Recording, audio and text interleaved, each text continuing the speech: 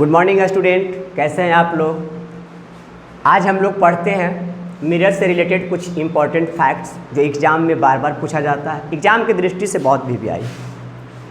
चलिए स्टार्ट करते हैं। मैं रंजीत कुमार, आप सभी को मेरा यूट्यूब चैनल फ्यूचर्स जोन में बहुत बहुत स्वागत है। सबसे पहले इसमें हम लोग पढ़ेंगे पोल। कुछ रिलेटेड टर्म है, देख लीजिए आप लोग। जैसे पहला टर्म इसमें पोल है, पोल के बाद अपार्चर होता है। अपार्चर के बाद दो चीज़ें हैं यहाँ पर, दो आपको ध्यान में रखना है, दोनों बातें।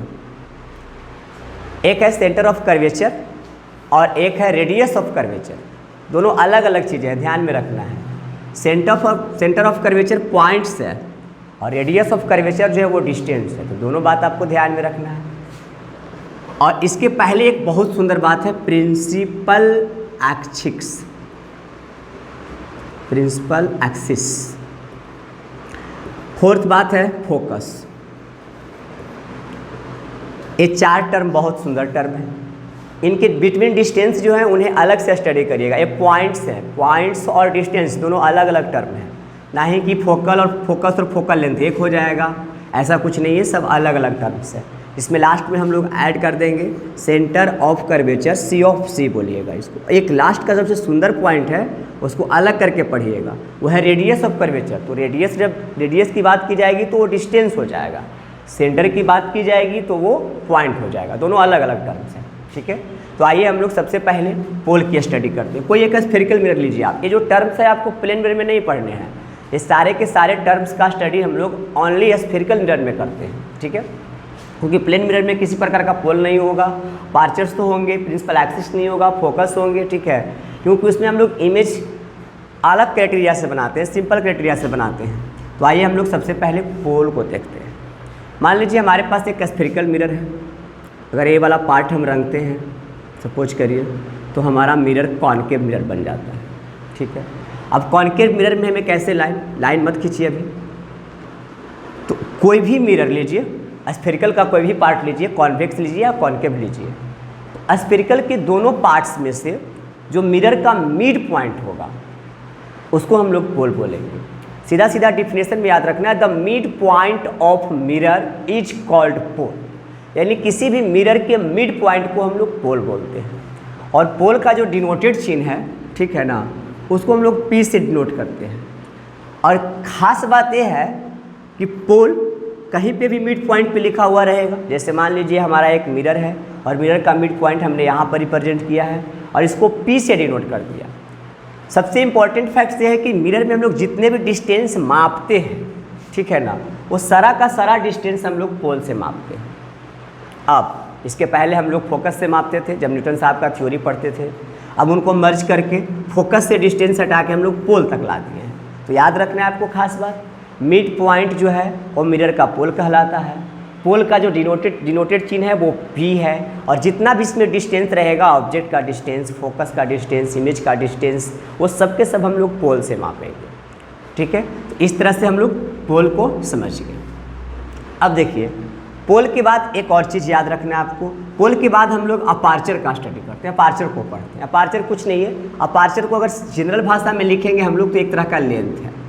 तो कोई भी मिरर का जो लेंथ रहेगा, यानी एक मिरर अगर मान लीजिए 5 फीट की है, तो ये 5 फीट जो है ना, इसका अपार्चर है। तो किसी भी मिरर के कुल लेंथ, यानी जितनी जो लंबाई है, उस लंबाई को उसका अपार्चर बोलते हैं। The total length of mirror is called its aperture. यानी किसी मिरर की जो लंबाई है, टोटल लंबाई है, उस लंबाई को हम लोग अपार्चर बोलते हैं। अपार्चर का कोई डिनोटेड चिन्ह नहीं है। हम लोग जनरली मिरर को ज़्यादा मापते उपते नहीं है। मिरर के हमको साइज से कोई मतलब नहीं है, मिरर में बने इमेज से हम लोग का मतलब रहता है। इसलिए अपार्चर को आप डिनोटेड एल लिख सकते हैं, ना भी लिख सकते हैं, कोई दिक्कत नहीं है। अब देखिए, इसके बाद हम लोग पढ़ेंगे बहुत सुंदर वर्ड, इसको ध्यान से आप सुनिएगा, C of C, centre of curvature. बहुत सुंदर वर्ड है। देखिए, हम लोग थोड़ा सा इसको पीछे लाते हैं। जितने भी स्फेरिकल मिरर है ना, वो दो चीज़ से बनता है। पहला तो हॉलो ग्लास होना चाहिए, ठीक है। और दूसरा कि हॉलो ग्लास का पार्ट होना चाहिए जिसका एक साइड कम से कम सिल्वर कोटेड हो। जनरल पेंट से नहीं रंगना है आपको, सिल्वर कोटेड ही चाहिए। अब मान लीजिए ये वाला पार्ट हम मिटा देते हैं तो कुछ हमारे पास ऐसा मिरर बनता है। जब ये मिरर पूरा हॉलो ग्लास था तो स्फीयर था, स्फीयर था तो उसका एक सेंटर था यहाँ पर। ध्यान दे के देखिए, जब मिरर पूरा हॉलो ग्लास के फॉर्म में था तो उसका एक सेंटर था, स्फेरिकल था तो एक सेंटर था। अब जब हम लोग इसको काट दिए, पार्ट बना दिए, तो पार्ट बनने के बाद भी उसका सेंटर वहीं का वहीं रह गया, लेकिन जो आपका पहले एक हॉलो ग्लास स्फीयर दिखाई दे रहा था वो एक अब कर्व लाइन दिखाई दे रहा है। तो सिंपल अवे में याद रखना है कि मिरर जिस स्फेरिकल हॉलो ग्लास का एक पार्ट है, उस पार्ट के सेंटर को सेंटर ऑफ कर्वेचर बोलते हैं। फिर से याद करिए, मिरर जिस हॉलो ग्लास का एक पार्ट है, उस ग्लास के सेंटर को हम लोग सेंटर ऑफ कर्वेचर बोलते हैं। याद हो गया? सेंटर ऑफ कर्वेचर को हम लोग जनरली सी से डिनोट करते हैं। सेंटर ऑफ कर्वेचर को हम लोग सी से डिनोट करते हैं। ठीक है, सी कहीं यहाँ पे लिख दीजिए, जहाँ पे इसका सेंटर रहे, जैसे इस टाइप से रेडियस, यहाँ से रेडियस से माप बराबर होना चाहिए आपका। तो जहाँ पे इसका सेंटर होगा वही सेंटर आपका सेंटर ऑफ कर्वेचर बन जाएगा, वो स्फीयर का पुराना जो सेंटर रहेगा। आप समझ गए? सेंटर ऑफ कर्वेचर के बाद फोर्थ जो पॉइंट है वो सबसे अच्छा पॉइंट है। देखिए, प्रिंसिपल एक्सिस। प्रिंसिपल एक्सिस क्या होता है, इस पर ध्यान देना है। प्रिंसिपल एक्सिस कहीं मिरर में होता नहीं है, बस हम लोग अपने इमेज के पोजीशन को, ऑब्जेक्ट के पोजीशन को रिप्रेजेंट करने के लिए खुद खींचते हैं, इमेजिनेशन करते हैं, तो इसीलिए इसको हम लोग इमेजिनरी लाइन बोल सकते हैं। सबसे पहला वर्ड याद रखिएगा, प्रिंसिपल एक्सिस मिरर में कहीं होता नहीं है। हम लोग ऑब्जेक्ट या इमेज को डिस्टेंस, पोजीशन को रिप्रेजेंट करने के लिए अपने मन से एक लाइन हम लोग ड्रॉ करते हैं मिरर के अंदर में। ठीक है, तो अपने मन से लाइन ड्रॉ कर रहे हैं, इसका मतलब ये जो लाइन है ना, इमेजिनरी लाइन है। तो सबसे पहला लाइन में याद रखिएगा, principal axis is an imaginary line. यानी आपका जो प्रिंसिपल एक्सिस था ना, वो एक काल्पनिक रेखा था, होता नहीं, हम लोग अपने से ड्रॉ करते हैं। ठीक है, और दूसरी कंडीशन ये है कि किसी भी मिरर में प्रिंसिपल एक्सिस होने के लिए एक खास कंडीशन है। कंडीशन नंबर 1 क्या है कि वो मिरर के पोल से होकर गुजरना चाहिए। ठीक है, कंफ्यूज नहीं करिएगा। जैसे मान लीजिए ये दो रेखाएं हम ले लिए, ये भी मिरर के पोल से जा रही है, तो एक क्या प्रिंसिपल एक्सिस होगा? नहीं, मिरर के पोल से जाने वाली हर वो रेखा प्रिंसिपल एक्सिस नहीं होगा। मिरर के पोल से जाने के साथ अगर वो curvature of centre of curvature को टच करता है तभी वो प्रिंसिपल एक्सिस कहलाएगा। अगर सेंटर ऑफ कर्वेचर को टच नहीं करता है तो प्रिंसिपल एक्सिस नहीं कहलाएगा, ये ध्यान में रखना है। तो आप प्रिंसिपल एक्सिस को डिफाइन ऐसे कर सकते हैं कि प्रिंसिपल एक्सिस एक काल्पनिक रेखा है, इमेजिनरी लाइन है। ठीक है, जो मिरर के पी पॉइंट यानी पोल से पास करती है और साथ साथ सेंटर ऑफ कर्वेचर को टच करती है। तो सेंटर ऑफ कर्वेचर को टच करते हुए पोल से गुजरने वाली जो इमेजिनरी लाइन है उसको हम लोग प्रिंसिपल एक्सिस बोलते हैं। एक लाइन है, इसका कोई डिनोटेड चिन्ह नहीं होता है, ध्यान में रखिएगा। इसके बाद वाला टर्म फोकस है। देखिए, फोकस का डिफिनेशन क्या होगा? फोकस बहुत अच्छी चीज़ है। आप कोई मिरर लीजिए, या तो कॉनकेव लीजिए या कॉन्वेक्स लीजिए। देखिए, एक हमने मिरर ले लिया, कॉनकेव मिरर ले लिया। अब हम कॉनकेव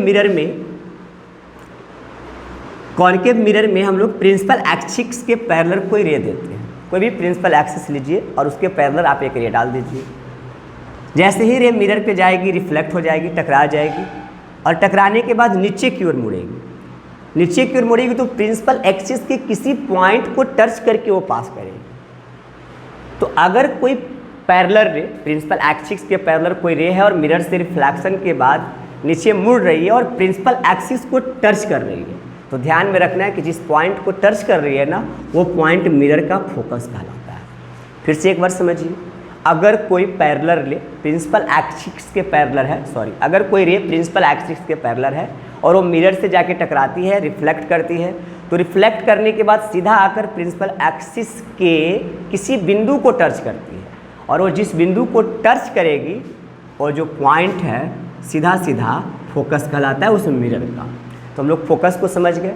फोकस का जो डिनोटेड चिन्ह है वो है एफ। ठीक है, तो इस तरह से हम लोग इम्पोर्टेंट टर्म जो थे स्फेरिकल मिरर के उसको समझे। इसमें खास बात पोल आपको याद रखना है, सेंटर ऑफ कर्वेचर भी याद रखना है, फोकस, इन दोनों का डिनोटेड चिन्ह है। अपार्चर का हम लोग डिनोटेड चिन्ह नहीं रखते हैं। प्रिंसिपल एक्सिस आपका इमेजिनरी लाइन है, ठीक है, पोल आपका मिड पॉइंट है। बस इतनी सारी बातें याद रखना है। एक लास्ट बात याद रखना है कि सेंटर ऑफ कर्वेचर और सेंटर ऑफ रेडियस दोनों अलग अलग चीज़ें। हमने क्या बोला, आप किसी सर्कल में सेंटर से सरकमफ्रेंस की जो दूरी लेते हैं उसको रेडियस बोलते हैं।